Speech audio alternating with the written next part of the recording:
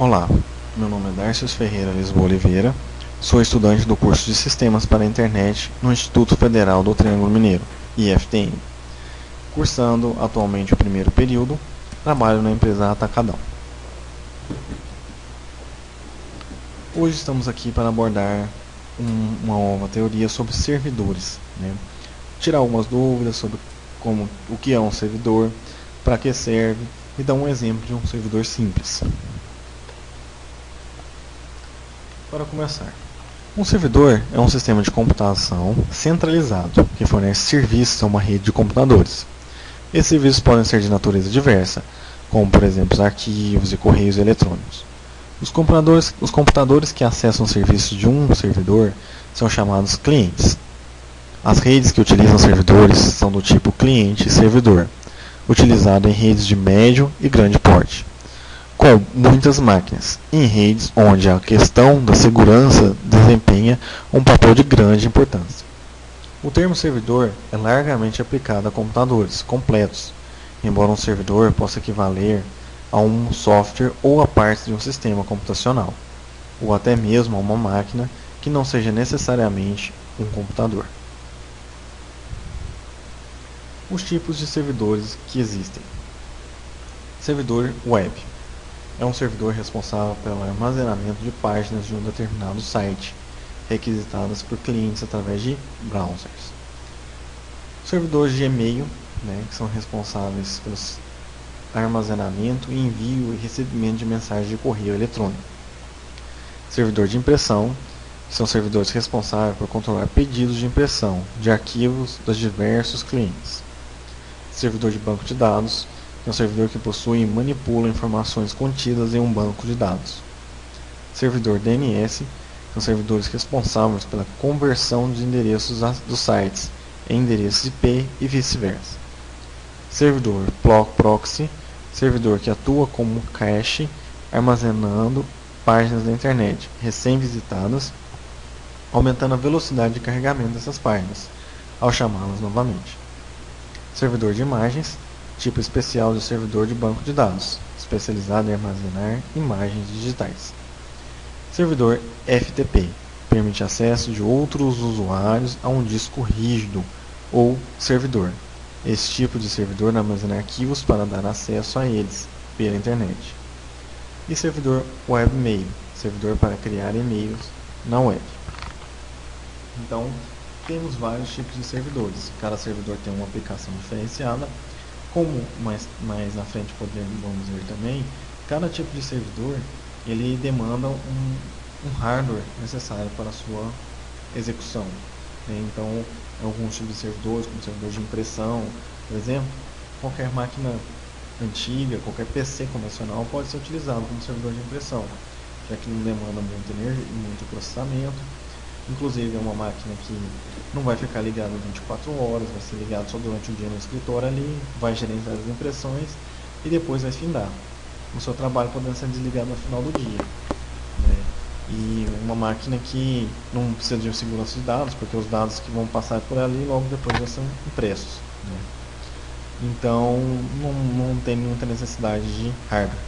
Ao contrário de um servidor web, por exemplo, que já tem um processamento de imagens, vários arquivos, o acesso nele pode ser muito grande, o servidor pode ter vários tipos de acesso em cada momento, necessitando um hardware mais veloz, mais rápido, com mais capacidade de processamento, com mais portas para poder aguentar mais usuários utilizando esse servidor, além de ter necessidade de um backup constante, porque os dados não podem ser perdidos facilmente, tem que estar disponível. Um servidor web tem que estar ligado 24 horas por dia, 30 dias por mês, 365 dias por ano, o que demanda uma máquina que tenha uma capacidade de funcionar intermitentemente, uma vida longa ou útil, e tem a possibilidade de, por exemplo, trocar HD a quente, que é hot swap, que é chamado, que tem a possibilidade de ter duas fontes sobressalentes, no caso de uma fonte queimar tem outra ali. É uma máquina que praticamente nunca para, nem para sua manutenção. Então, necessidades diferentes demandam hardwares diferentes, podendo um servidor ser bastante complexo até um simples computador mesmo normal do dia a dia para usar como um servidor, depende do tipo de aplicação. Enfim, o servidor é basicamente um computador mais potente do que o seu desktop comum. Ele foi desenvolvido especificamente para transmitir informações e fornecer produtos de software a outros computadores que estiverem conectados a ele por uma rede. Os servidores têm um hardware para gerenciar o funcionamento em redes wireless e por cabo Ethernet, normalmente através de um roteador. Eles foram desenvolvidos para lidar com cargas de trabalho mais pesadas e com mais aplicativos, aproveitando a vantagem de um hardware específico para aumentar a produtividade e reduzir o tempo de inatividade.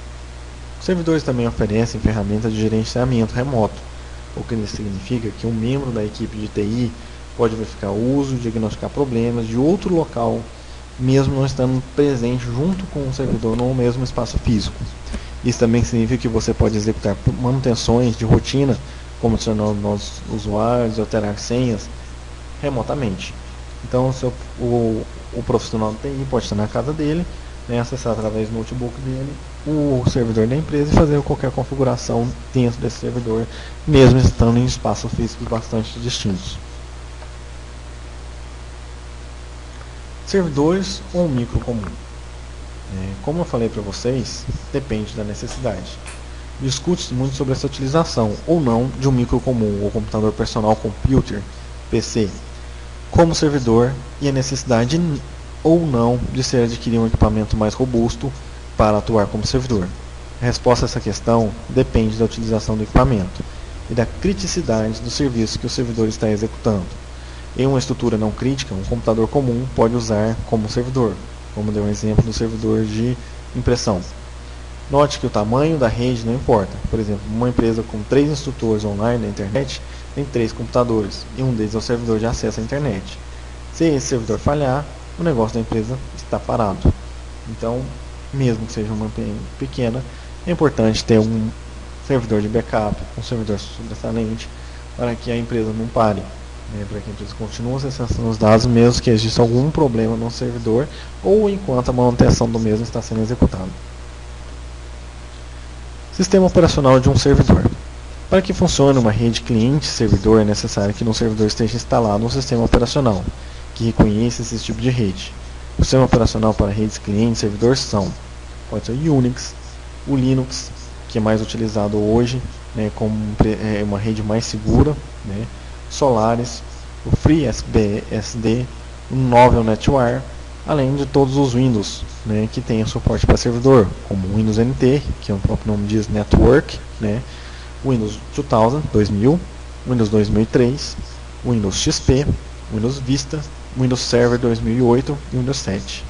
Sendo que o Windows 2000, 2003 e o Server 2008 tinham versões exclusivas para servidores. O Windows XP pode ser usado como o Windows Vista, além do Windows 7 pode ser usado como servidor, mas porém um servidor de rede doméstica, sendo que um servidor grande, de uma instituição grande, com vários acessos, já teria que usar um Windows ou Windows NT, um Windows 2000, Windows 2003 ou Windows Server 2008.